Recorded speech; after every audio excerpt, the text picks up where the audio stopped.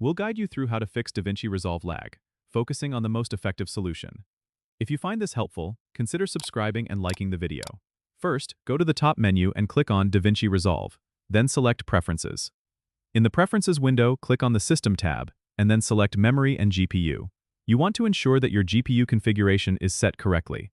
Under GPU processing mode, choose CUDA if you have an NVIDIA card, or OpenCL for AMD cards. Next, check that GPU selection is set to Auto to allow DaVinci Resolve to use all available graphics power. After configuring the GPU settings, click Save. Now, go back to the main interface of DaVinci Resolve and open your project.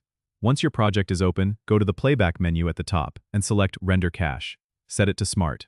This option allows DaVinci Resolve to automatically cache effects and transitions that may cause lag, improving playback performance.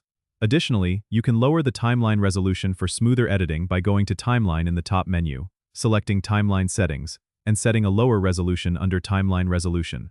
Finally, ensure that your media files are stored on a fast drive, preferably an SSD, to reduce load times. With these settings adjusted, you should notice a significant reduction in lag, leading to a smoother editing experience. Don't forget to subscribe and comment if this helped you out.